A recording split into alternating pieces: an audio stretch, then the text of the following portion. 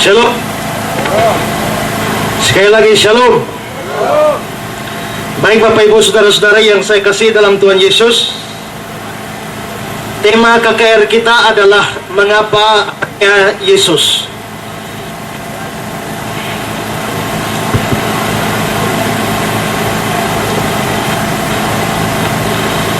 Mengapa hanya Yesus? Yang dimaksudkan dengan mengapa hanya Yesus ini adalah mengapa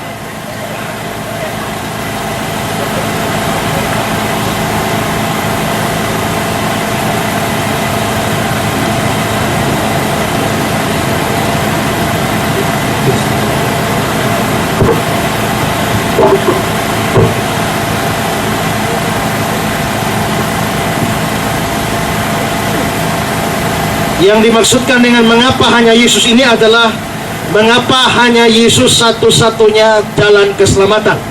Dan seperti saya bilang kemarin bahwa pada malam kemarin saya menyampaikan fakta kitab suci bahwa Yesus Kristus adalah satu-satunya jalan keselamatan. Dia satu-satunya juru selamat manusia, penebus manusia, dan semua orang yang percaya padanya akan diselamatkan. Sedangkan yang tidak percaya akan dibinasakan atau akan masuk ke dalam neraka. Dan pada malam hari ini saya akan menyampaikan sesuai dengan apa yang ditanyakan di dalam tema kita ini, mengapa hanya Yesus. Kita sudah lihat Yesus satu-satunya jalan keselamatan. Tapi mengapa hanya Yesus? Mengapa bukan pemimpin agama yang lain? Mengapa bukan tokoh-tokoh yang lain? Mengapa bukan nabi-nabi yang lain? Mengapa bukan rasul-rasul yang lain? Tapi hanya Yesus Kristus satu-satunya jalan keselamatan. Dan malam hari ini firman Tuhan ini akan menjawab pertanyaan ini. Dan lagi-lagi saudara, dimohon saudara memberikan perhatian sungguh-sungguh. Ini disebut KKR, ada tanya jawabnya. Jadi ini bukan KKR seperti biasa, dan karenanya ini lebih bersifat pengajaran, ya, lebih bersifat pengajaran. Saudara memberikan perhatian penuh supaya memahami apa yang dijelaskan, dan setelah itu baru saudara mengajukan pertanyaan. Nah, saudara-saudara, untuk menjawab pertanyaan mengapa hanya Yesus satu-satunya jalan keselamatan, maka ini bukan jawaban yang mudah. Dan karena itu saudara-saudara, saya tidak bisa memberikan jawabannya di awal pembahasan ini. Tapi sebaliknya, saya akan memberikan jawabannya pada bagian kesimpulan dari yang saya sampaikan malam hari ini. Malam hari ini, saya akan menyampaikan sejumlah fakta penting yang dinyatakan oleh kitab suci. Dan nanti setelah kita memahami fakta-fakta ini, barulah kita bisa mengetahui jawaban akhirnya, mengapa hanya Yesus satu-satunya jalan keselamatan. Nah, saudara-saudara, malam ini sebelum menjawab pertanyaan mengapa hanya Yesus, saya akan memberikan beberapa hal penting yang perlu kita ketahui sampai mengerucut pada jawaban kita mengapa hanya Yesus satu-satunya jalan keselamatan. Nah, ada beberapa fakta yang saya mau sampaikan malam hari ini. Yang pertama adalah bahwa semua manusia berada di bawah kuasa dosa. Semua manusia berada di bawah kuasa dosa. Saudara-saudara, Adam dan Hawa telah jatuh ke dalam dosa. Dan saudara-saudara, setelah Adam dan Hawa sebagai manusia pertama, terutama Adam sebagai perwakilan manusia yang pertama itu, dia jatuh ke dalam dosa dengan makan buah yang dilarang oleh Tuhan. Maka selanjutnya Adam menjadi orang berdosa. Adam disebut jatuh di dalam dosa. Dia bukan hanya saja dikatakan dia telah berbuat dosa, tapi dia mengalami apa yang disebut sebagai kejatuhan. Dan saudara-saudara, sebagai akibat dari kejatuhan Adam ini, maka lalu kitab suci berkata bahwa semua manusia itu turut berdosa dengan keberdosaan Adam. Semua manusia menjadi orang berdosa karena dosanya Adam. Saudara perhatikan Roma 5 ayat 18 dan 19. Perhatikan ayatnya, sudah ada di slide. Roma 5 ayat 18-19 mengatakan, sebab itu oleh satu pelanggaran semua orang beroleh penghukuman. Oleh satu pelanggaran semua dapat hukuman. Pelanggaran siapa? Satu pelanggaran ini adalah pelanggaran Adam. Dengan satu pelanggaran Adam, semua orang mendapatkan hukuman. Jadi hanya Adam yang jatuh pada saat itu, tapi seluruh manusia ikut dihukum dengan kejatuhan Adam ini. Lalu ayat 19, oleh ketidaktaatan satu orang, semua orang telah menjadi orang berdosa. Perhatikan, oleh ketidaktaatan satu orang. Satu orang ini siapa? Satu orang ini adalah Adam. Jadi karena pelanggaran Adam, semua orang dihukum. Karena ketidaktaatan Adam, maka semua orang menjadi orang berdosa. Nah saudara mungkin pikir, mengapa Adam yang berdosa semua kita dihukum? Mengapa Adam yang tidak taat tapi semua kita menjadi orang berdosa? Rasanya tidak adil, karena pada waktu Adam dan Hawa berbuat dosa, kita belum ada di sana. Pada waktu Adam dan Hawa berbuat dosa atau jatuh dalam dosa, kita tidak ikut makan buah bersama-sama dengan Adam. Lalu mengapa karena kejatuhan Adam semua kita dihukum? Mengapa karena ketidaktaatan Adam maka semua kita menjadi orang berdosa? Nah saudara-saudara, untuk memahami ini maka kita harus mengerti bahwa Adam disebut demikian karena dia menjadi perwakilan manusia. Dia sebagai manusia pertama, maka dia juga sekaligus menjadi perwakilan seluruh manusia. Karena dia mewakili kita sekalian, maka apabila Adam jatuh, semua orang jatuh. Apabila Adam berdosa, semua orang berdosa. Apabila Adam suci, maka semua orang itu suci. Apabila Adam setia, semua orang setia. Tapi begitu Adamnya tidak taat, semua orang jadi berdosa. Mengapa bisa begitu? Karena Adam adalah perwakilan manusia. Untuk memberikan gambaran ini, saudara, saya kasih ilustrasi. Saudara, kalau ada tim sepak bola, berapa orang? 11 orang, bukan? Tim sepak bola yang main itu 11 orang. Lalu katakanlah begini, bahwa tim sepak bola Indonesia bertanding melawan tim sepak bolanya Filipina. Nah, Indonesia lawan Filipina. Masyarakat Indonesia berapa banyak orang? Kita begitu banyak orang. Yang main bola berapa? Yang main bola cuma 11. Tapi 11 ini disebut sebagai Indonesia. Mengapa? Karena 11, biarpun yang main 11, tapi 11 ini adalah perwakilan seluruh rakyat Indonesia.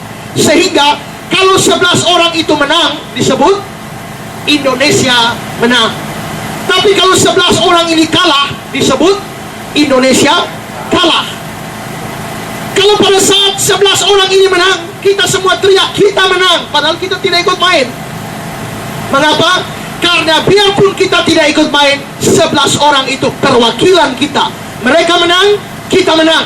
Mereka kalah, kita kalah. Pada waktu 11 orang itu kalah, lalu orang bilang Indonesia kalah, saudara tidak terima, tidak mau. Saya tidak ikut main, saya tidak kalah. Tidak bisa. Mengapa? Karena 11 orang itu mewakili saudara. Maka dia menang, saudara menang. Dia kalah, saudara kalah. Nah, begitu juga Adam. Adam ini adalah perwakilan manusia, sehingga ketika Adam suci, semua manusia dianggap suci. Ketika Adam jatuh, semua manusia dianggap jatuh. Ketika Adam tidak taat, semua manusia dianggap tidak taat. Ketika Adam berdosa, semua manusia dianggap telah berdosa. Mengapa? Karena Adam perwakilan manusia. Lalu saudara,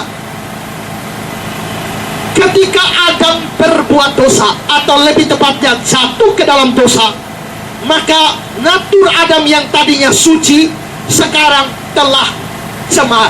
Dia menjadi orang berdosa. Maka saudara, waktu Adam sudah menjadi orang berdosa, maka seluruh keturunan Adam, karena semua manusia sumbernya dari Adam, semua manusia turunnya dari Adam, maka semua manusia terhisap ke dalam natur dari wakilnya, yakni Adam, sehingga kita semua menjadi atau mempunyai natur orang berdosa. Asal saudara adalah keturunan Adam, tidak peduli saudara ikut makan buah itu atau tidak, saudara karena keturunan orang berdosa, maka saudara adalah orang berdosa. Saudara, keturunan monyet itu monyet atau bukan? Keturunan monyet pasti monyet. Kalau monyet beranak, anaknya pasti monyet. Kalau monyet bercucu, cucunya monyet pasti monyet. Kalau monyet itu bercicit, maka cicitnya monyet pasti monyet. Sampai sekian keturunan, kalau dia sumbernya pertama dari monyet, semua turunannya itu monyet. Tidak ada anak monyet itu kerbau, atau anak monyet turunannya monyet itu sapi. Tidak. Karena natur bapaknya itu monyet, seluruh turunannya adalah monyet. Nah sekarang saudara, waktu manusia berdosa, natur manusia pertama itu sudah menjadi orang berdosa, maka seluruh keturunan manusia, karena semua berasal dari satu orang ini yang sudah berdosa, maka seluruhnya disebut orang berdosa. Tidak peduli saudara ada di Taman Eden makan buah itu atau tidak, saudara belum ada di dunia ini, tapi karena saudara keturunan orang berdosa, maka saudara juga tergolong ke dalam orang berdosa. Itulah sebabnya saudara, status sebagai orang berdosa tidak tunggu sampai saudara berbuat dosa baru disebut orang berdosa. Tidak. Saudara belum berbuat dosa, statusnya sudah orang berdosa. Mengapa? Karena turunan orang berdosa. Coba kita perhatikan Mazmur 51 ayat yang ke-7. Dalam Mazmur 51 ayat 7 dikatakan, sesungguhnya dalam kesalahan aku diperenakan, dalam dosa aku dikandung ibuku. Berarti saudara, dalam kesalahan aku diperenakan. Waktu dia masih diperenakan, dia sudah dianggap bersalah. Dalam dosa aku dikandung ibuku. Artinya apa? Waktu anak kecil di dalam kandungan, statusnya sudah orang berdosa. Apakah anak kecil di dalam kandungan sudah menipu? Belum. Apakah dia sudah berkelahi? Belum. Apakah dia sudah maki? Belum. Apakah dia sudah korupsi? Belum. Apakah dia sudah berzina? Belum juga. Berarti anak bayi di dalam kandungan belum berbuat apa-apa, belum ada perbuatan dosa. Tapi sekalipun dia belum berbuat dosa, statusnya sudah orang berdosa. Karena itu dibilang, dalam dosa aku dikandung ibuku. Karena biarpun dia belum berbuat dosa, tapi dia turunan orang berdosa. Dia belum berbuat dosa, tapi dia turunan dari Adam yang adalah orang berdosa. Karena itu belum berbuat dosa sudah dianggap berdosa. Saudara, macan itu adalah binatang buas. Kalau macan itu binatang buas, saya tanya, waktu macan terkam kambing, macan itu binatang buas atau tidak? Binatang buas ya. Waktu macan tidak terkam kambing, waktu macan cuma tidur-tidur saja, binatang buas atau tidak? Buas juga. Berarti macan itu sudah binatang buas. Entah dia terkam kambing atau tidak, pokoknya buas. Demikian juga manusia. Dia sudah menjadi orang berdosa. Entah dia sudah berbuat dosa atau belum berbuat dosa, dia statusnya sudah orang berdosa. Karena itu dari dalam kandungan dia sudah termasuk orang berdosa.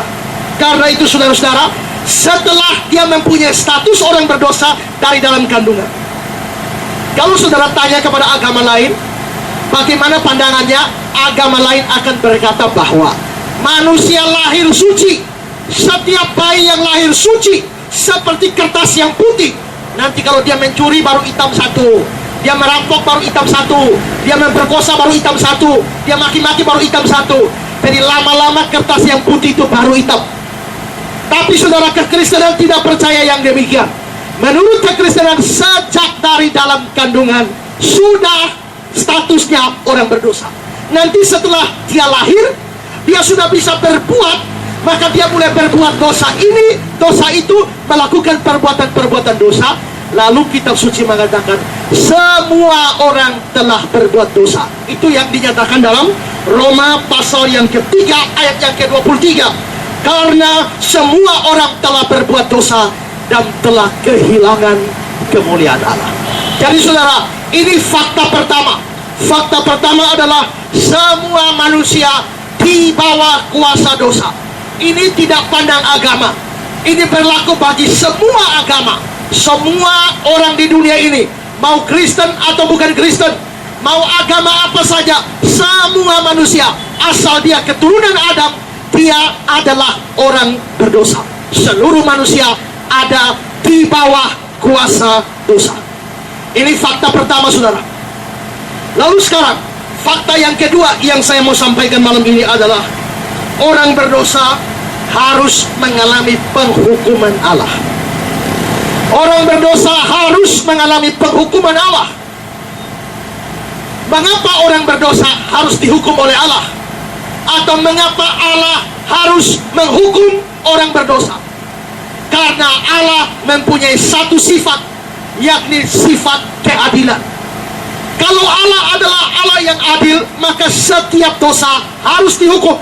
Dan dengan demikian, orang berdosanya akan mendapatkan hukuman Allah.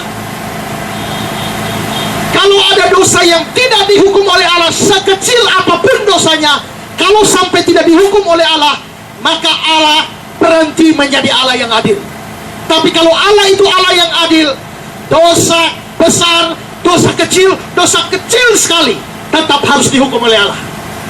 Sekarang saudara, kita melihat Nahum 1 ayat yang ketiga.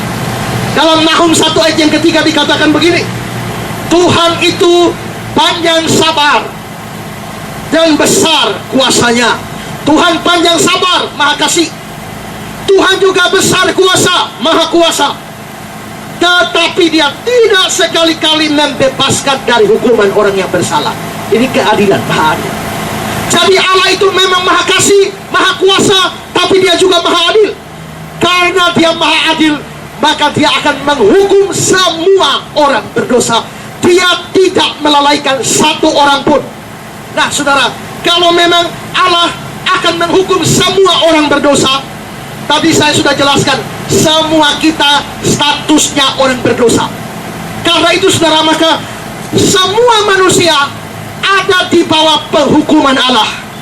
Tidak bisa tidak, Allah harus menghukum manusia berdosa. Kalau Allah tidak hukum, dia tidak adil. Nah saudara-saudara, lalu hukuman Allah itu apa? Kalau Allah harus hukum manusia berdosa, hukumannya apa? Hukuman ini harus dilihat dari janji pertama yang dia berikan kepada manusia, Adam, sebelum jatuh ke dalam dosa. Kita lihat Kejadian 2 ayat yang ke-17. Dalam Kejadian 2 ayat 17 dikatakan, tetapi pohon pengetahuan tentang yang baik dan yang jahat itu, janganlah kau makan buahnya, sebab pada hari engkau memakannya, pastilah engkau mati.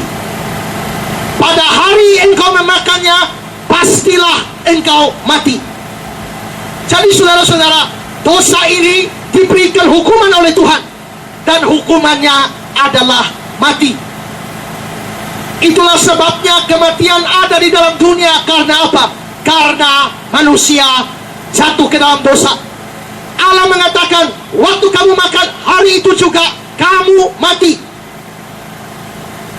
Tadi sudah kita lihat, Allah yang maha adil tidak mungkin tidak hukum orang berdosa. Dan di sini di dalam kitab Kejadian diberitahu hukumannya adalah kematian. Karena itu di dalam Roma pasal 6 ayat yang ke-23 dibilang, sebab upah dosa ialah maut. Maut itu kematian. Maka semua orang berdosa pasti mati. Itulah sebabnya semua orang itu mengalami kematian, harus mengalami kematian. Tidak ada orang yang tidak mengalami kematian, karena kita semua adalah keturunan orang berdosa. Nah saudara-saudara, tapi kalau kita lihat di dalam kitab Kejadian tadi, ayat pasal 2 ayat yang ke-17, pada hari kamu memakan, pasti kamu mati. Tapi ternyata apakah setelah makan buah itu Adam langsung mati? Tidak. Ayat itu bilang pada hari kamu memakan pasti kamu mati. Mestinya Adam langsung mati setelah makan buah itu. Tapi ternyata tidak. Alkitab mencatat umur Adam masih sampai 930 tahun. Berarti Adam ini umur panjang. Nah, kalau begitu, apa yang dimaksudkan dengan kematian di sana? Saudara, Alkitab bicara ada 3 jenis kematian. Ada 3 jenis kematian yang dibicarakan oleh Alkitab. Jenis kematian pertama itu adalah keterpisahan dengan Allah. Ini namanya mati rohani atau kematian rohani. Kematian rohani itu artinya orangnya terpisah dari Allah, hilang persekutuan dengan Allah. Tadinya bersatu dengan Allah, tadinya terjalin hubungan yang mesra dengan Allah, sekarang hubungannya putus. Mereka putus hubungan dengan Allah. Itu namanya mati rohani. Jadi kalau saudara masih bernapas, jantung saudara berdetak, tapi saudara tidak ada hubungan dengan Tuhan Allah, sesungguhnya saudara sudah mayat. Mayat rohani, mati rohani. Dan inilah yang terjadi persis pada hari di mana Adam makan buah terlarang itu. Saudara perhatikan Kejadian 3 ayat yang ke-23 dan 24. Di sana dikatakan, lalu Tuhan Allah mengusir dari Taman Eden, mengusir Adam. Ayat yang ke-24, Dia menghalau manusia itu dari sebelah timur Eden. Allah mengusir, Allah menghalau. Itu terjadi persis hari di mana Adam makan. Karena itu dikatakan, pada hari kamu memakan, pastilah kamu mati. Ini yang terjadi pada hari mereka makan. Berarti ini adalah kematian. Kematian rohani adalah manusia terpisah dari Allah. Manusia putus hubungan dengan Allah. Manusia tidak ada relasi dengan Allah lagi. Ini jenis kematian pertama. Nah, setelah manusia mengalami kematian rohani, maka bibit kematian jasmani itu sudah masuk ke dalam hidup manusia. Sehingga manusia itu lama-lama dia kemampuan hidupnya itu makin menurun. Begitu dia putus hubungan dengan Tuhan Allah, tidak langsung putus napas. Tapi saudara bisa lihat, kalau baca di dalam kitab Kejadian, umur orang begitu panjang-panjang. Adam 930 tahun. Manusia tertua di dunia Metusalah 969 tahun. Sedikit lagi 1000 tahun. Tapi saudara, sampai zaman Musa di Mazmur, Musa bilang umur orang 70, kalau kuat 80, sisanya penderitaan. Tadi 900-an, sekarang sudah turun jadi 70-80. Sekarang jarang dapat orang bisa sampai 70-80. 60 sudah stroke, gula darah, darah tinggi, dan lain sebagainya. Bahkan ada yang lahir langsung gen. Berarti kita lihat manusia dari umur 900-an turun. Kenapa saudara? Karena daya hidup manusia setelah terpisah dari Allah itu makin berkurang. Tidak langsung mati. Saudara kalau colok kipas angin di listrik, hidup, terus hidup. Coba putuskan alirannya, cabut kabelnya, pisahkan kabelnya dari listriknya. Apakah kipas angin yang putar-putar begitu cabut kabel langsung stop? Tidak, masih putar. Tapi dia putar lama-lama, makin lama sampai habis. Nah, begitu juga saudara, manusia yang sudah putus hubungan dengan Tuhan Allah, daya hidupnya makin menurun, sampai akhirnya bibit kematian jasmani itu sudah masuk, dan akhirnya semua manusia itu akan mengalami jenis kematian yang kedua, yakni mati secara jasmani. Jadi kematian pertama adalah mati rohani, putus hubungan dengan Allah. Kematian yang kedua adalah kematian jasmani, yakni putus napas, atau berhentilah jantung kita, hidup kita selesai di dunia ini. Dan ini berlaku untuk semua orang. Mengapa semua orang? Karena semua orang adalah orang berdosa. Tidak ada orang yang bisa lolos dari kematian. Ilmu pengetahuan telah menemukan begitu banyak obat untuk mengatasi berbagai macam penyakit, tapi yang belum ditemukan adalah obat anti mati. Itu tidak pernah ada. Belum dan tidak akan pernah ditemukan obat anti mati. Semua manusia pasti akan mati. Ada orang bilang, Pak Pendeta, saya kepengen tahu mati di mana. Kenapa? Kalau saya tahu saya akan mati di mana, sampai kapanpun saya tidak akan pernah pergi ke tempat itu. Kalau saya tahu saya akan mati di Soe, saya tidak akan pernah pergi ke Soe. Kalau saya tahu saya mati di Jakarta, saya tidak akan pernah pergi ke Jakarta. Saya tahu saya mati di Kupang, saya tidak akan tinggal di Kupang. Tapi bisakah orang menghindar dari kematian? Tidak bisa. Mengapa? Ini akibat dosa. Kalau saudara adalah turunan orang berdosa, statusnya orang berdosa, harus mati. Ini jenis kematian yang kedua. Lalu jenis kematian yang ketiga adalah mati kekal. Dan mati kekal itu di dalam neraka. Alkitab menyebut masuknya orang ke dalam neraka itu sebagai kematian. Kita melihat Wahyu 20 ayat 14. Dalam Wahyu 20 ayat 14 dikatakan, lalu maut dan kerajaan maut itu dilemparkan ke dalam lautan api. Itulah kematian yang kedua. Itulah kematian yang kedua, karena dianggap kematian pertama itu adalah mati fisik. Ini tidak menghitung kematian rohani. Karena itu masuknya orang ke neraka itu disebut sebagai kematian yang kedua. Tapi itu berarti orang masuk neraka disebut kematian. Maka inilah kematian jenis ketiga, yakni mati kekal. Nah, tadi saya katakan manusia berdosa pasti dihukum oleh Allah. Allah tidak mungkin tidak menghukum orang berdosa. Kematian adalah hukuman Allah. Berarti manusia berdosa akan mengalami tiga ini. Pertama, mereka akan putus hubungan dengan Tuhan Allah, mati rohaninya. Kedua, dia akan mengalami kematian fisik. Dan ketiga, dia akan masuk ke dalam neraka selama-lamanya sebagai kematian yang kedua. Dan ini akan dialami semua orang. Tidak peduli orang Kristen, orang Islam, Hindu, Buddha, Konghucu, Sitiu, Melaku, atau apa saja. Semua orang akan mengalami tiga jenis kematian ini. Ini akibat dari dosa, akan dihukum oleh Allah. Ini fakta kedua yang saya ungkapkan. Sekarang fakta ketiga. Fakta yang ketiga adalah bahwa manusia tidak bisa diselamatkan dari hukuman Allah dengan cara apapun. Allah yang adil akan menghukum manusia berdosa. Tapi manusia berdosa ini yang pasti dihukum oleh Allah. Dia tidak bisa diselamatkan dari hukuman Allah itu dengan cara apapun. Tidak bisa.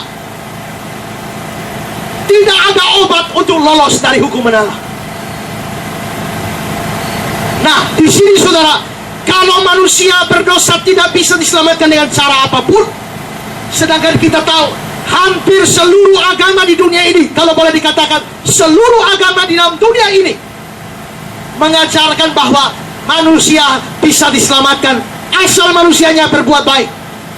Tapi kekristenan mengajarkan, kitab suci mengajarkan, manusia tidak bisa diselamatkan dengan perbuatan baik. Supaya lolos dari hukuman Allah yang maha berat itu, maka tidak bisa diselamatkan melalui perbuatan baik sama sekali.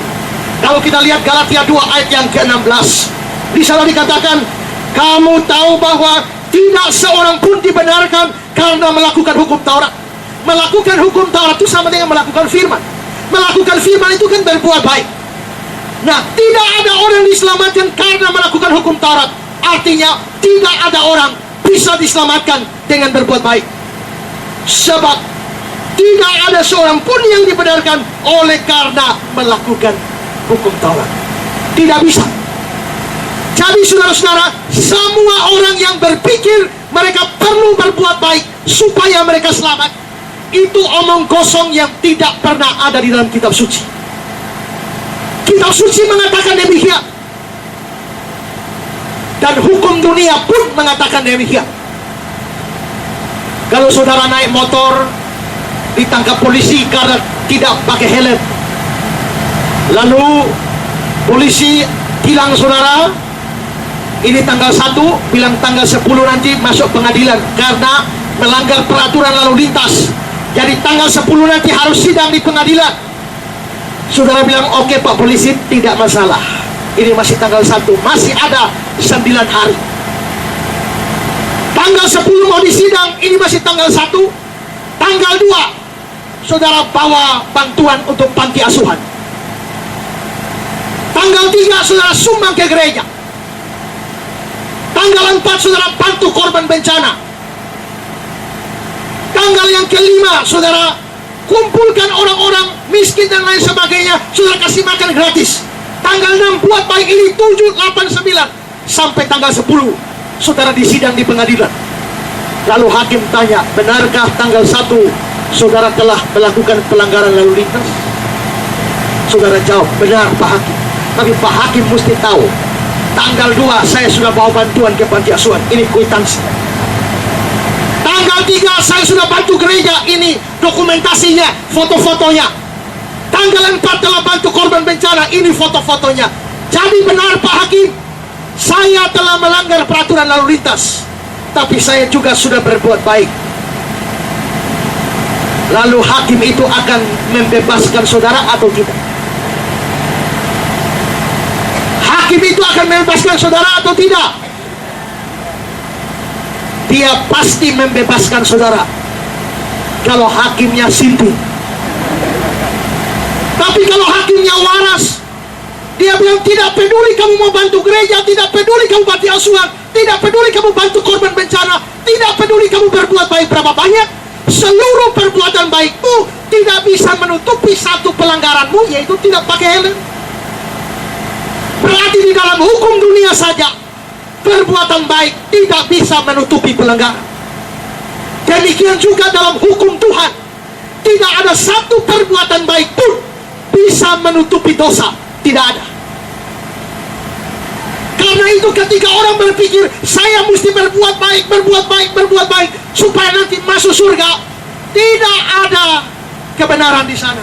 Orang seperti itu justru akan masuk neraka. Tadi saya mengatakan seluruh agama di dalam dunia ini mengajarkan demikian.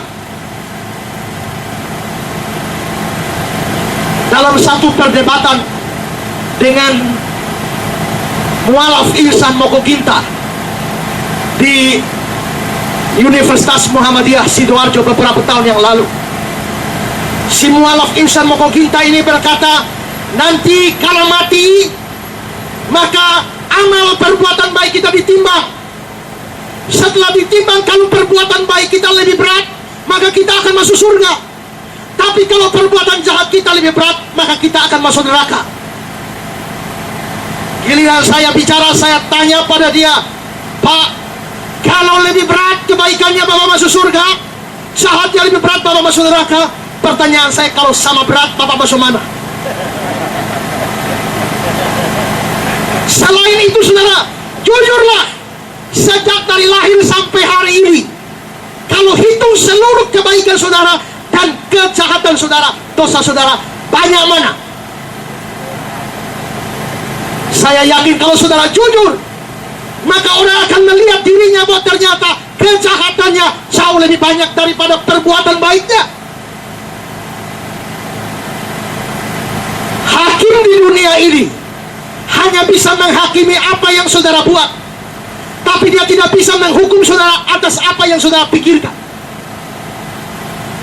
Kalau ada anak muda laki-laki duduk di jembatan, terus ada anak perempuan lewat, lalu ditangkaplah si anak perempuan itu, diperkosalah anak perempuan itu, saudara akan dilaporkan ke polisi, ditangkap oleh polisi, lalu masuk pengadilan, penjarakan saudara. Tapi misalnya saudara, kalau ada anak perempuan lewat di jembatan itu, saudara tidak usah tangkap dia, tidak usah perkosa dia, cukup merenungkan, mikir, seandainya gua tangkap dia, seandainya gua perkosa dia, kira-kira saudara bisa dilaporkan polisi tidak? Kira-kira hakim bisa mengadili saudara karena pikiran saudara itu? Tidak. Saudara tidak lakukan, hanya mikir. Saudara dihukum? Tidak. Jadi berarti hakim di dunia ini hanya menghakimi apa yang saudara buat. Tapi hakim surga, yaitu Tuhan, dia bukan hanya menghakimi apa yang saudara buat, apa yang saudara pikir, apa yang saudara rasa, yang sekalipun tidak berbuat, tapi ada di pikiran. Dalam Matius 5 dia bilang, barang siapa melihat perempuan dan menginginkannya, dia sudah berzinah di dalam hatinya. Itu bukan berarti lihat lalu suka sudah berzinah. Kalau begitu kita tidak pacaran lagi. Tidak. Ayat itu dalam terjemahan lama bunyinya, barang siapa lihat perempuan dan bergerak syahwatnya, sesungguhnya ia telah berzinah di dalam hati. Lihat perempuan bergerak syahwat, apa artinya? Alkitab Indonesia sehari-hari banyak mengatakan, barang siapa lihat seorang perempuan dengan nafsu birahi, sesungguhnya perempuan itu, orang itu sudah berzinah dalam hatinya. Berarti saudara, melihat seorang perempuan dengan nafsu birahi, itu sudah dosa. Tuhan catat, hakim dunia tidak bisa mengadili itu. Kalau itu seluruh ada yang diperbuat, apa yang dipikiran, apa yang di hati dalam perasaan, itu semua banyak mana antara kebaikan dan kejahatan. Kalau kita jujur, maka tentu kejahatan kita lebih banyak dari kebaikan. Jadi kalau pakai prinsipnya insan moko kita itu timbang, maka pasti jahatnya lebih banyak. Karena itu maka kalau jahatnya lebih banyak, masuk neraka. Tapi di dalam kekristenan tidak. Sekalipun orang mempunyai perbuatan baik sebanyak-banyaknya, perbuatan baik itu tidak bisa menyelamatkan dia. Kemarin saya sudah bilang, perbuatan baik baru bisa menyelamatkan asal taat 100%, tidak kurang satu. Begitu kurang satu, saudara harus masuk neraka. Syarat masuk neraka adalah dosa satu. Syaratnya. Jadi asal saudara punya dosa satu, taatnya 99 minus satu, masuk neraka. Maka saudara, perbuatan baik tidak bisa menyelamatkan manusia dari hukuman kekal dari Allah.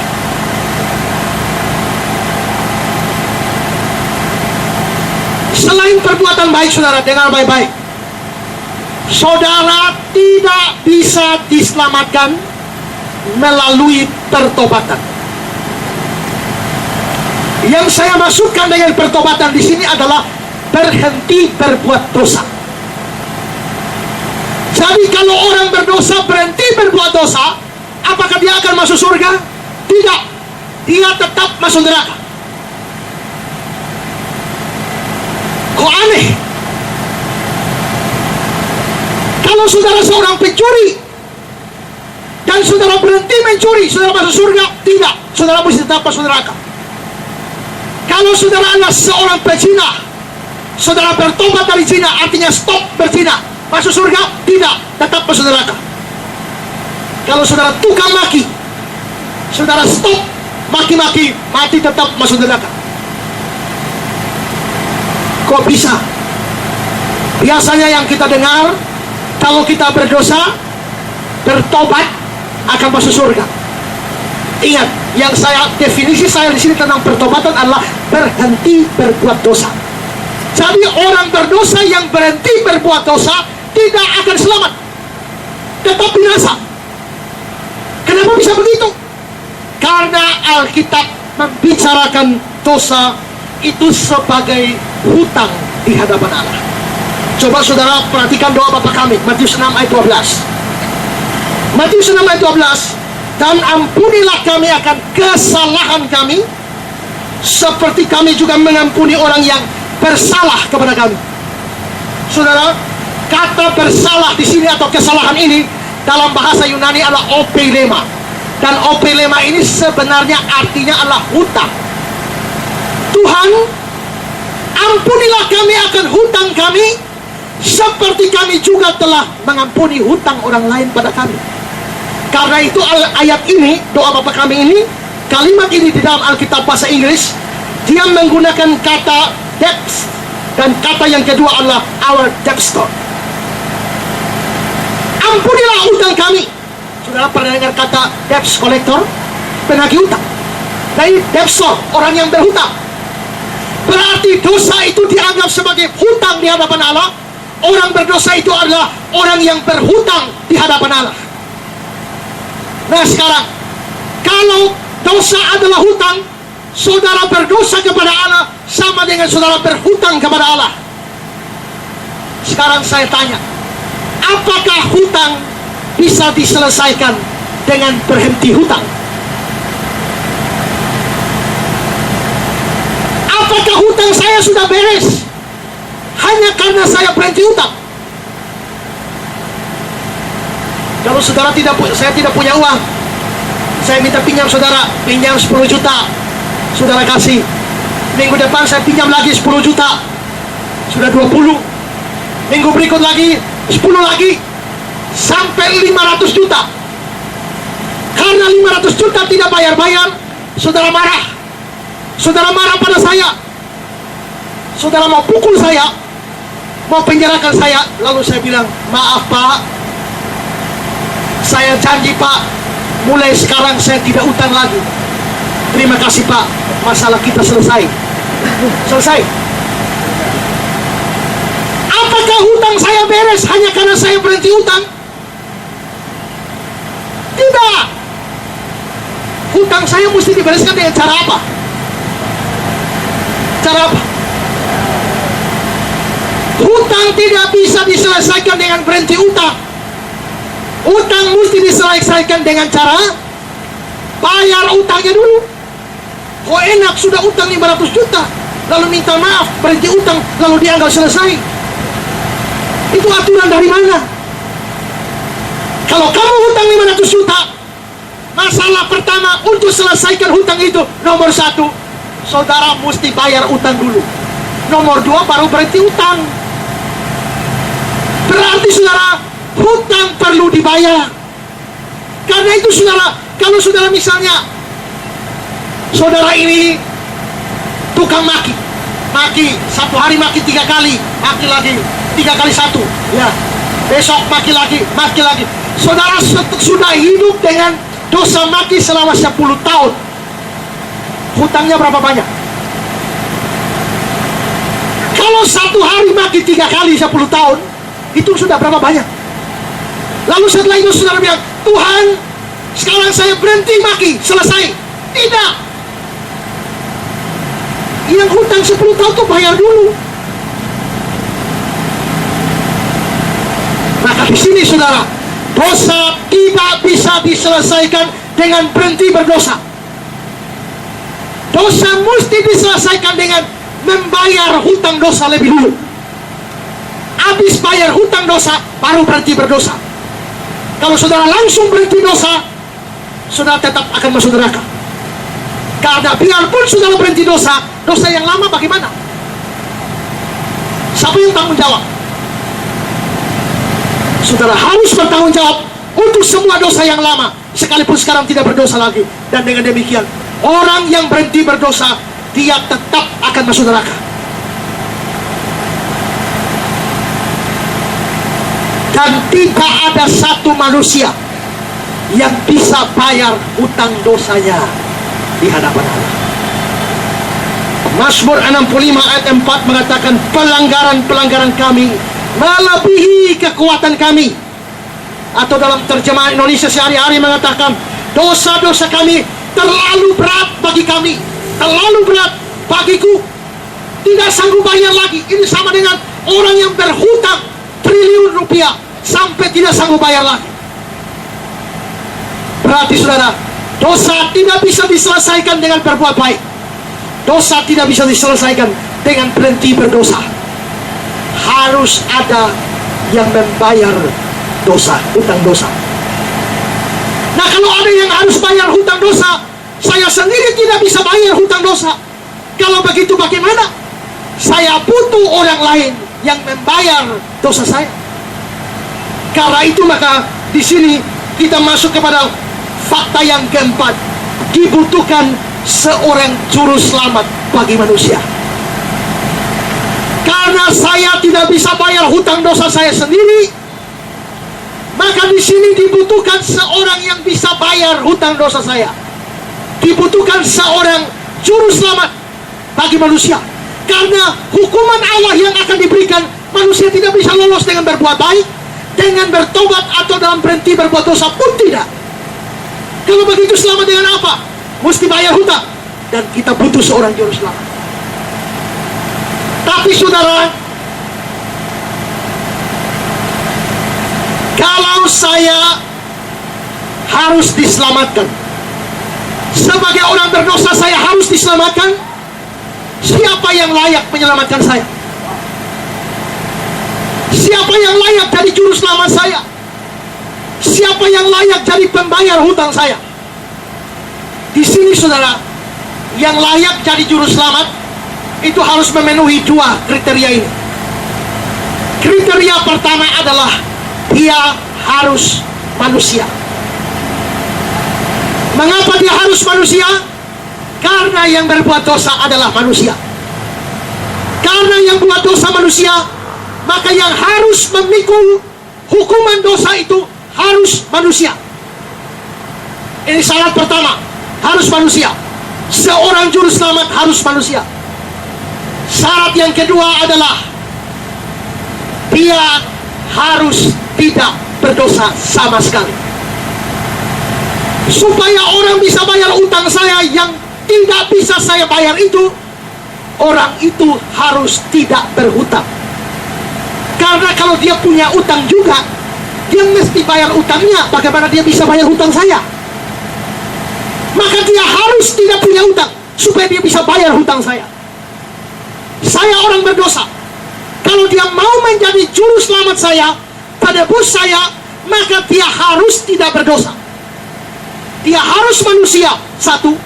Kedua, dia harus tidak berdosa. Itu syarat seorang juru selamat. Sekarang saudara, marilah kita cari juru selamat di dunia ini yang memenuhi dua syarat ini. Pertama manusia, kedua tidak berdosa sama sekali. Ada dosa satu, si juru selamatnya harus masuk neraka, maka dia tidak bisa jadi juru selamat. Maka yang menjadi juru selamat ini tidak boleh dosa satu pun tidak boleh. Dia mesti dosanya nol, bebas dari dosa sama sekali. Tapi dia mesti manusia. Marilah kita cari di dunia ini, siapakah di dunia ini yang adalah manusia tapi tidak ada dosa? Kalau kita cari di seluruh dunia, cari manusia banyak. Syarat pertama ada, tapi yang tidak berdosa tidak ada. Karena kita semua turunan Adam, tadi saya jelaskan, kita semua berdosa. Maka berarti di dunia ini manusianya ada, tapi yang tidak berdosa tidak ada. Maka tidak bisa cari juru selamat dari dunia. Cari di surga. Begitu kita cari di surga dan ketemu Tuhan Allah, maka kita ketemu Tuhan Allah yang tidak berdosa. Berarti syarat kedua terpenuhi.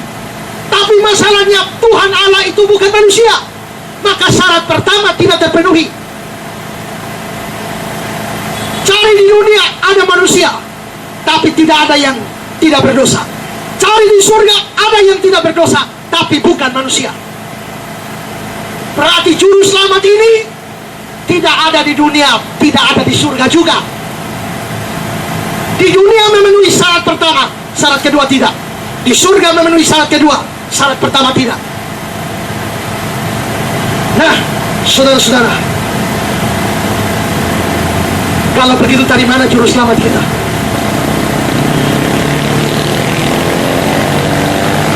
Ini mengantar kita kepada fakta yang kelima. Yesus Kristus satu-satunya juru selamat yang disediakan Allah. Mengapa kok cari Yesus Kristus? Begini saudara, tadi saya jelaskan syarat juru selamat, satu manusia, dua mesti tidak berdosa. Di dunia ini manusia ada, yang tidak berdosa tidak ada. Di sorga yang tidak berdosa ada, tapi bukan manusia. Lalu bagaimana? Allah berikan solusi. Solusinya, karena di sini ada manusia tapi tidak berdosa, tapi berdosa semua. Di sana tidak berdosa tapi bukan manusia. Solusinya Allah, bagaimana kalau yang tidak berdosa itu turun jadi manusia? Kalau yang tidak berdosa turun jadi manusia, berarti muncullah seorang manusia yang tidak berdosa. Maka di sini saudara, kekristenan percaya Allah Tritunggal, Bapa, Anak, dan Roh Kudus. Maka ditetapkanlah sejak kekekalan pribadi kedua dari Allah Tritunggal. Dia menjelma menjadi manusia. Dia datang ke dalam dunia sebagai manusia. Dia Allah, tapi sekarang dia Allah jadi manusia. Tapi namanya Allah itu punya sifat tidak berubah. Karena Allah punya sifat tidak berubah, maka Allah tidak pernah bisa berubah menjadi bukan Allah. Allah tidak pernah stop jadi Allah. Allah tidak pernah berhenti jadi Allah, tidak pernah pensiun dari Allah untuk selama-lamanya maupun untuk seketika. Tidak. Berarti waktu Allah jadi manusia, dia tetap Allah. Tapi karena dia jadi manusia, maka sekarang dia ketambahan manusianya. Jadi dia Allah tetap, tapi sekarang ketambahan manusia, maka dia Allah manusia juga. Maka jangan berpikir Allah jadi manusia berarti tadinya Allah, sekarang jadi manusia, Allahnya hilang. Tidak. Kalau saya mengatakan apa boleh buat, nasi sudah jadi bubur. Kalau nasi sudah jadi bubur, yang sekarang ada apa? Nasi sudah jadi bubur, yang sekarang ada apa? Bubur. Nasinya di mana? Nasinya sudah tidak ada, hilang. Nasi jadi bubur, tadinya ada nasi, bubur belum ada. Sekarang jadi bubur, nasinya hilang.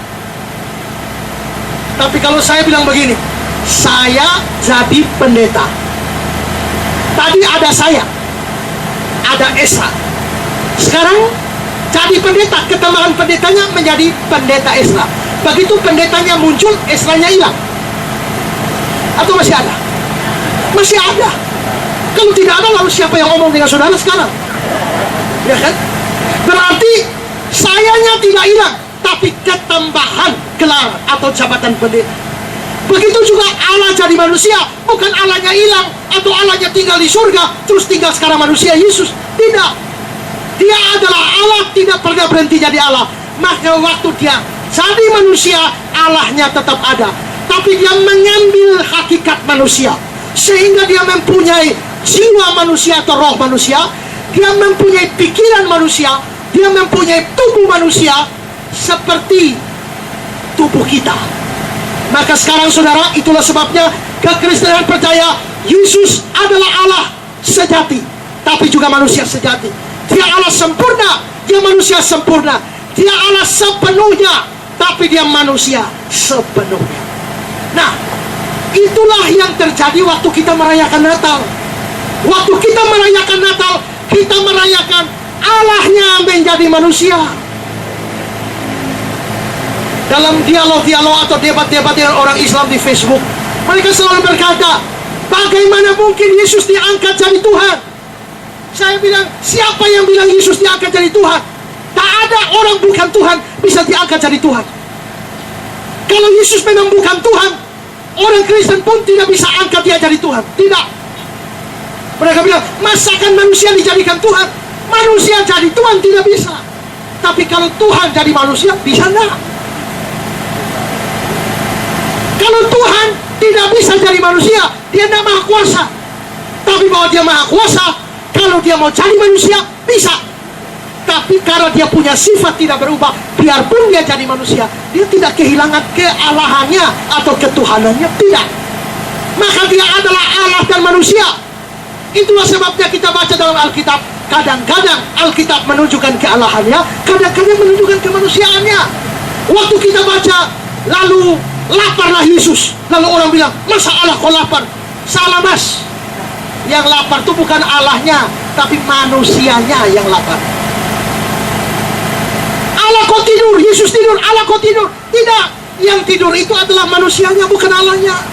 Tapi ketika dia berkata, sebelum Abraham jadi, aku telah ada, itu siapa? Manusia.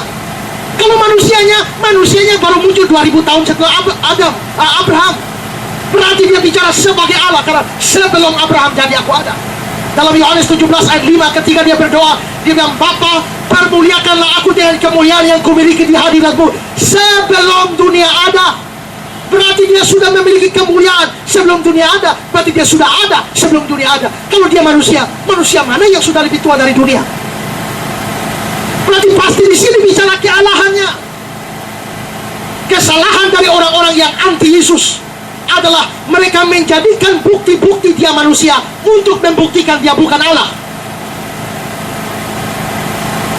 Orang-orang macam Yahya Waloni yang mualaf itu, model insan Mokogita yang mualaf, maaf menurut saya mereka bodoh.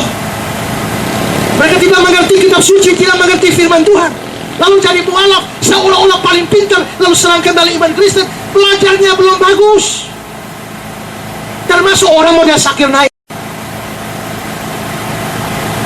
Jadi Yesus itu Allah yang menjadi manusia. Dia tetap Allah jadi manusia. Karena dia tetap Allah, sifat Allahnya tidak berubah. Kalau sifat Allahnya tidak berubah, berarti sifat sucinya juga tetap ada. Karena sifat sucinya tetap ada, maka dia tidak mungkin berdosa. Tapi karena dia sekarang jadi manusia, maka sekarang dia manusia tidak berdosa, maka dia menjadi manusia tanpa dosa. Manusia tanpa dosa. Karena itu saudara-saudara, maka dengan munculnya atau inkarnasi Allah di dalam Yesus Kristus menghasilkan satu manusia tanpa dosa sama sekali. Mari kita lihat Ibrani 2 ayat 14-15. Ibrani 2 14-15. Karena anak-anak itu ialah anak-anak dari darah dan daging.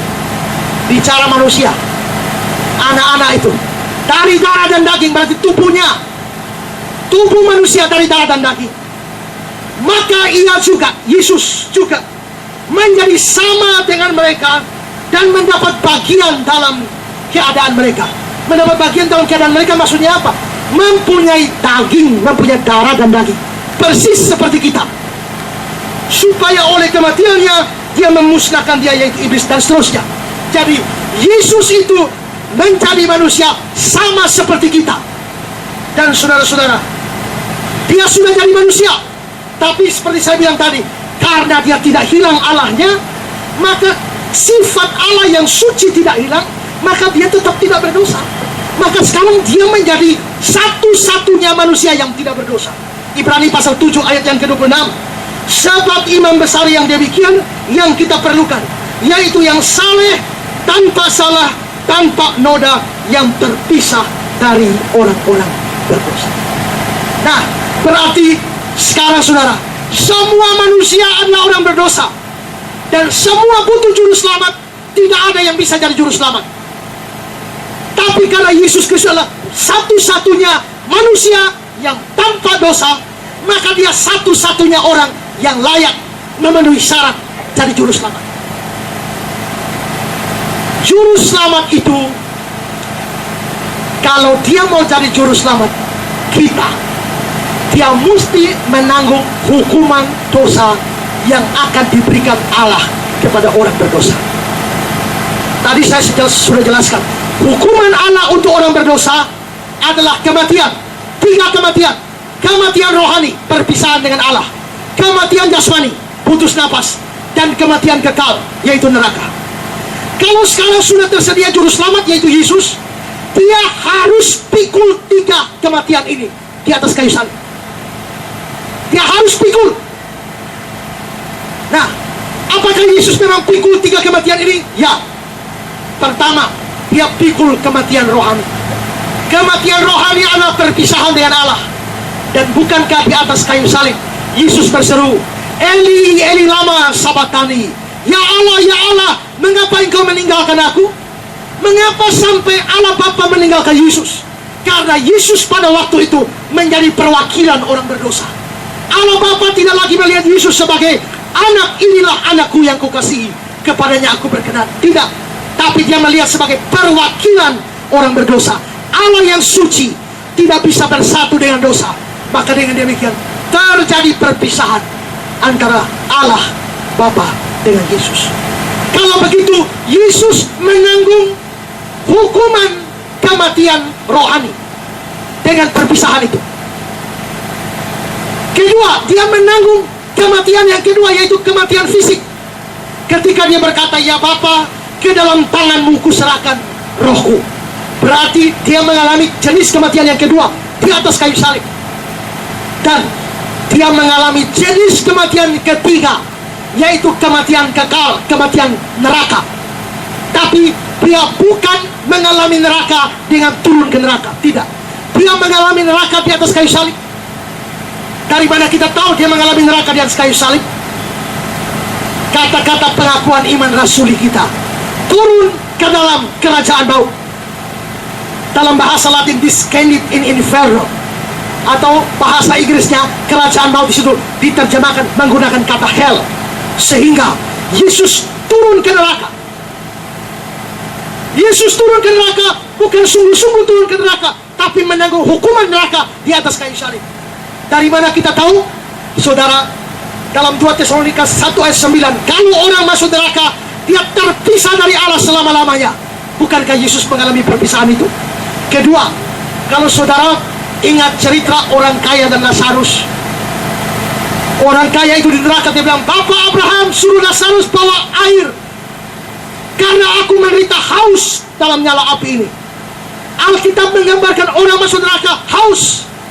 Bukankah di atas kayu salib Yesus berteriak, "Aku haus"? Berarti dia memang memikul hukuman neraka di atas kayu salib.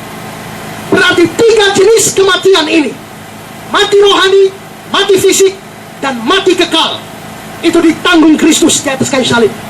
Kenapa kok mati kekal ditanggung Kristus hanya berapa menit di atas kayu salib? Karena yang menanggung ini adalah dia bukan hanya manusia, dia Allah manusia.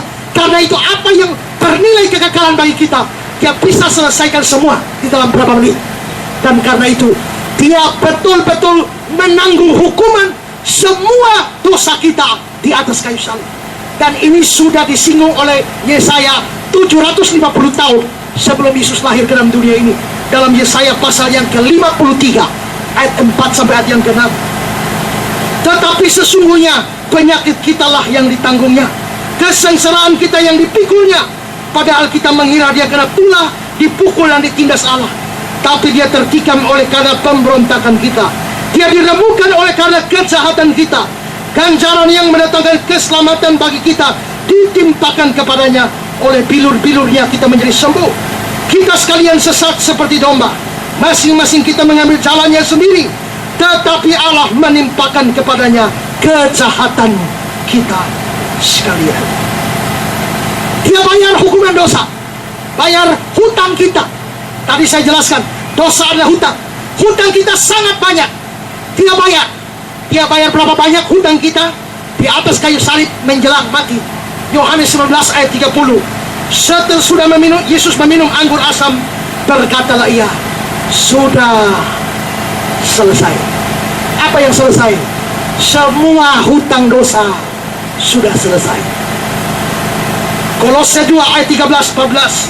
Dia mengampuni pelanggaran kita dengan menghapuskan surat hutang yang oleh ketentuan-ketentuan hukum mendakwa kita, mengancam kita, dan itu ditiadakannya dengan memakukannya pada kayu salib. Berarti dia dikatakan apa? Dia menghapuskan surat hutang. Kalau dulu orang berhutang ada surat hutangnya. Kalau hapus surat hutangnya dihapus.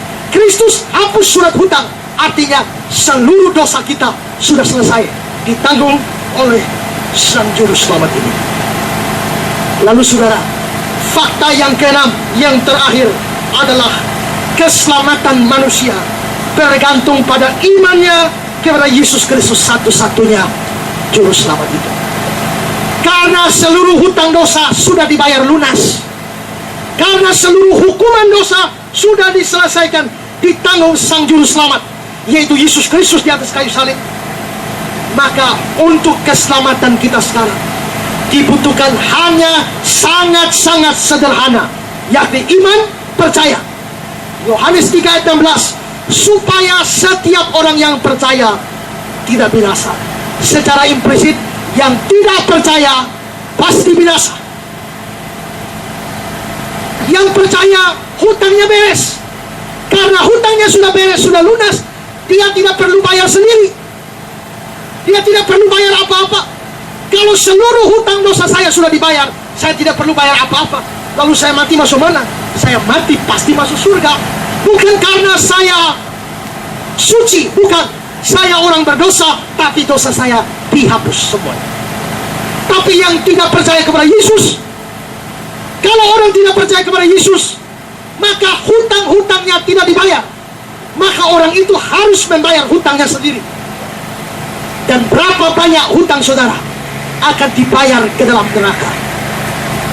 Di dalam neraka, penderitaan yang begitu hebat, begitu mengerikan. Jonathan Edwards, salah seorang tokoh revival dari Amerika, satu kali dia berkhotbah dengan tema Sinner in the Hand of an Angry God, orang berdosa dalam tangan Allah yang maha murka. Ketika Jonathan Edwards berkhotbah, selesai berkhotbah dan dia angkat muka, dia tidak mendapati satu jemaat pun di atas tempat duduk lagi. Semuanya sementara menangis, meraung-raung. Bahkan ada yang memeluk tiang gereja seolah-olah mau terlempar ke neraka. Mengapa sampai orang-orang begitu ketakutan pada neraka? Karena hari itu Jonathan Edwards menggambarkan neraka secara sangat mengerikan. Edwards berkata, kalau kamu sudah masuk neraka nanti, kamu akan melewati tahun-tahun yang begitu panjang di dalam neraka.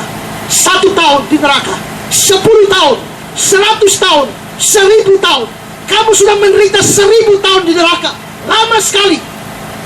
Dan setelah masuk 1000 tahun di neraka, saudara lihat ke belakang, dari titik di mana saudara baru masuk neraka, ternyata titik dari mana kamu masuk neraka sampai 1000 tahun itu hanya baru satu titik. Satu titik seperti ini panjangnya 1000 tahun. Tapi begitu dia lihat ke depan, bukan hanya satu titik, ada satu garis panjang yang tak berujung. Kalau 1000 tahun satu titik, titik kedua 2000 tahun, ini garis panjang tak berujung. Lalu berapa banyak ribuan tahun, jutaan, miliaran, triliun tahun yang harus dilewati orang di dalam neraka tanpa pengharapan diselamatkan. Kalau saudara tidak punya Kristus, satu-satunya juru selamat, hutang bayar sendiri dengan masuk dalam neraka. Tapi kalau saudara punya Yesus Kristus sebagai juru selamat, sederhana, percaya, beriman, terimalah dia sebagai juru selamat pribadi saudara. Kata-kata itu berlaku, sudah selesai, seluruh hutang dosanya selesai. Karena itu saudara-saudara, kalau ajaran pluralis berkata orang-orang dari berbagai macam kepercayaan agama semuanya bisa selamat, kalau semua bisa selamat tapi mereka tidak punya juru selamat, bagaimana mereka bisa selamat? Perbuatan baik mereka tidak selamatkan mereka, pertobatan mereka dari dosa pun tidak bisa menyelamatkan mereka. Bagaimana mereka bisa selamat? Maka ajaran pluralisme, ajaran yang menyimpang dari kitab suci, dengan kata-kata orang bisa selamat tanpa juru selamat, itu ajaran sesat. Demikian juga ajaran inklusif yang mengajarkan Kristus masuk ke dalam agama lain, menyelamatkan orang-orang agama lain. Orang-orang agama lain itu tidak percaya Yesus. Bagaimana Yesus menyelamatkan mereka? Atas dasar apa? Sedangkan orang Kristen saja kalau tidak beriman tidak selamat. Bagaimana orang ke agama lain bisa diselamatkan tanpa iman kepada Kristus? Tidak bisa. Kalau begitu ajaran inklusif juga ajaran sesat. Maka semua pengajar pluralis dan inklusif semua adalah guru palsu. Ajaran mereka ajaran palsu, ajaran sesat. Jangan dengarkan mereka. Nah saudara, saya sudah ungkapkan 6 fakta ini. Sekarang saya mau mencapai kesimpulan. Mengapa hanya Yesus? Mengapa hanya Yesus satu-satunya jalan? Mengapa Yesus satu-satunya jalan keselamatan, jalan kepada Allah?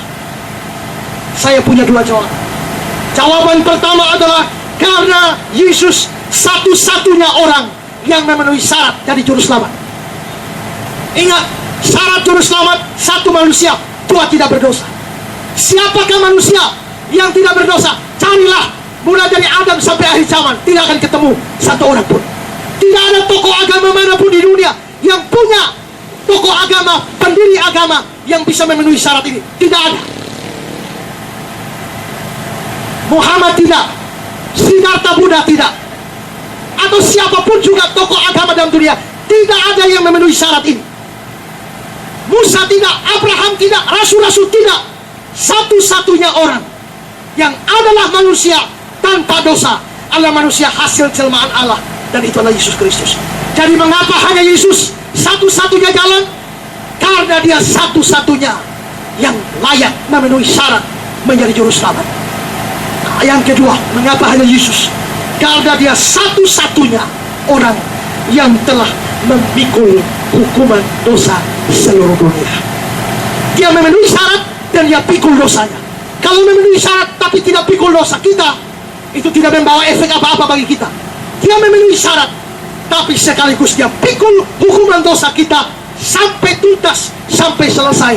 Dan karena itu dia layak menjadi satu-satunya jalan. Di dalam surat Filipi pasal 2, Paulus berkata bahwa Yesus Kristus yang adalah rupa Allah tidak menganggap kesetaraan dengan Allah sebagai milik yang harus dipertahankan. Dia mengosongkan dirinya, dia menjadi manusia, bahkan menjadi hamba. Dalam keadaan sebagai manusia, dia mati, bahkan mati di atas kayu salib. Tapi Filipi pasal 2 ayat 11, Allah mengaruniakan nama segala nama. Itulah sebabnya Allah meninggikan dia, mengaruniakan nama di atas segala nama. Dan di dalam nama Yesus, setiap lutut akan bertelut, setiap lidah akan mengaku Yesus Kristus adalah Tuhan. Hari ini banyak orang tidak mau percaya Yesus. Mereka menganggap hina Yesus Kristus, mereka mengolok-olok Yesus Kristus. Tapi akan tiba saatnya setiap lutut akan bertelut, setiap lidah akan mengaku. Tapi waktu mereka bertelut dan mengaku sudah terlambat. Karena itu saatnya penghakiman yang kekal.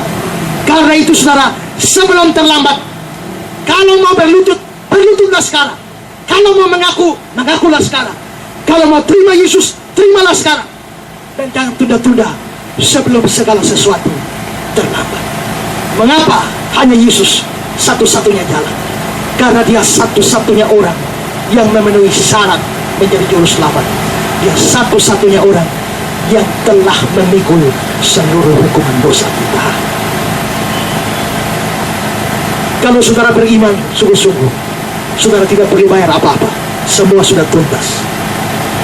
Kalau ada orang yang belum percaya di sini, sekalipun saudara adalah orang Kristen, tua di dalam Kristen, aktif di gereja, aktif sebagai majelis ataupun aktivis-aktivis yang lain, tapi kalau saudara sadar saudara belum punya juru selamat secara pribadi, jangan lewatkan malam ini dengan membuka hati saudara pada Kristus, supaya seluruh hutang dosamu dibayar oleh Kristus.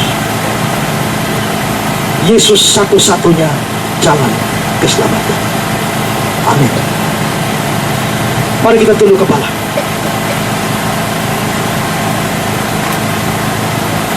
Terima kasih Tuhan untuk malam hari ini. Firman Tuhan diberitakan, Injil diberitakan tentang Yesus Kristus kepada kami sekalian. Kami yang sekian lama beragama Kristen tapi mungkin tidak mengerti apa yang kami percayai. Tapi malam ini Injil diberitakan, kami dibuka pikiran untuk mengerti hakikat Kristiani sesungguhnya, hakikat keselamatan di dalam Kristen yang sesungguhnya. Terima kasih Bapa untuk solusi bagi persoalan manusia yang paling berat, yaitu dosa, dengan memberikan Yesus Kristus bagi dunia ini. Kami sekalian yang ada di sini, semua yang sudah pernah menyambut Yesus sebagai juru selamat, bersyukur karena anugerah Allah dalam Kristus. Tapi yang belum punya Kristus sebagai juru selamat, bukalah hati saudara, sambutlah dia. Kalau saudara mau seluruh hutang saudara dibayar lunas. Mari kita bangkit berdiri, kita menyanyikan lagu Ajaib Benar Anugerah.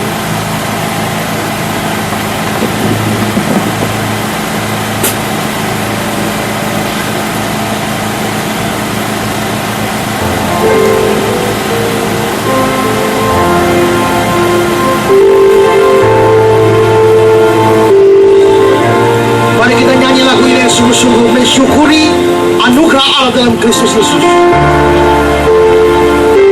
yang tanpa Kristus kita akan binasa.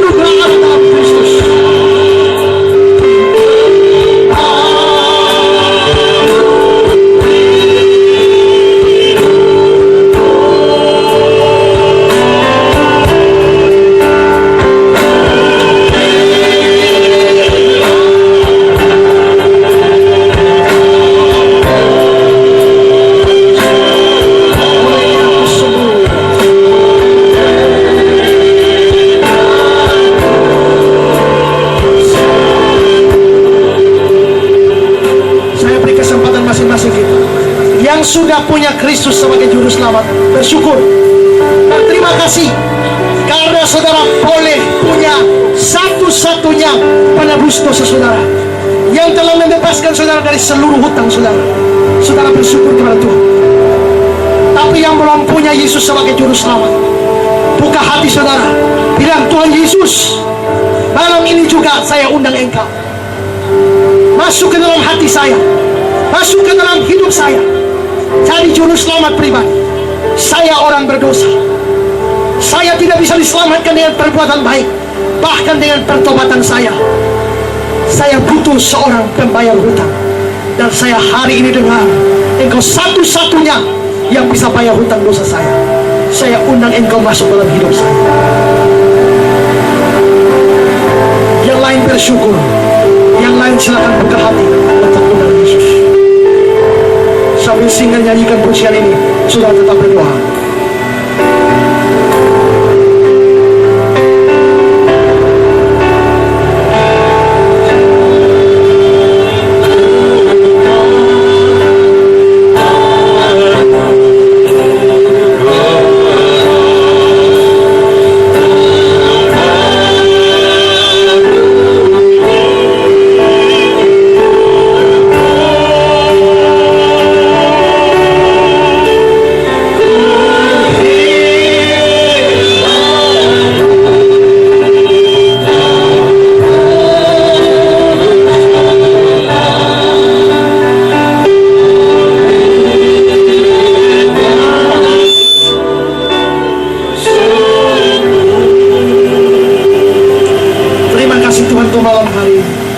Injil boleh diberitakan, firman Tuhan boleh diberitakan. Kami yang sudah pernah terima Engkau sebagai Tuhan dan Juru Selamat, kami bersyukur karena keputusan kami tidak salah. Keputusan kami untuk menjadikan Kristus satu-satunya Juru Selamat, penebus dosa kami, pembayar hutang kami tidak salah. Kami yakin malam hari ini, kapanpun kami mati, satu dosa pun tidak pernah kami tanggung lagi. Karena semua sudah beres, semua sudah lunas, dibayar Kristus di atas kayu salib. Surat hutang kami sudah dihapus. Kami pasti akan bertemu dengan Kristus di dalam kerajaan yang kekal. Juga kami, atau ada di antara kami malam hari ini, yang Engkau melihat hati mereka terbuka, mengundang Engkau masuk ke dalam hati mereka sebagai Juru Selamat Tuhan pribadi mereka. Engkau tandai mereka satu persatu di antara sekian banyak orang. Kami tidak tahu siapa-siapa, tapi Engkau Maha tahu. Engkau tandai mereka satu-satu. Kalau mereka buka hati dan undang Engkau masuk, masuklah dalam hati mereka. Cari Tuhan, jadi Juru Selamat, dan biarlah Engkau membayar seluruh hutang dosa mereka, sehingga mereka pun mengalami kebebasan kekal, kemerdekaan kekal, bebas dari dosa, dari seluruh hutang dosa, dan mereka pun beroleh keselamatan kekal di dalam Kristus. Terima kasih Tuhan untuk firman Tuhan. Kami bersyukur untuk semua ini. Kami akan lanjutkan dengan sesi tanya jawab. Tuhan boleh pimpin sertai, sehingga semua boleh kembali kepada firman Tuhan. Pemahaman yang benar dari firman Tuhan diberitakan bagi kami. Yang salah dibenarkan, yang sesat dibawa kembali, diluruskan kembali, yang keliru bisa kembali menemukan kebenaran di dalam firman. Di dalam nama Yesus Kristus kami berdoa. Amin. Silakan duduk kembali.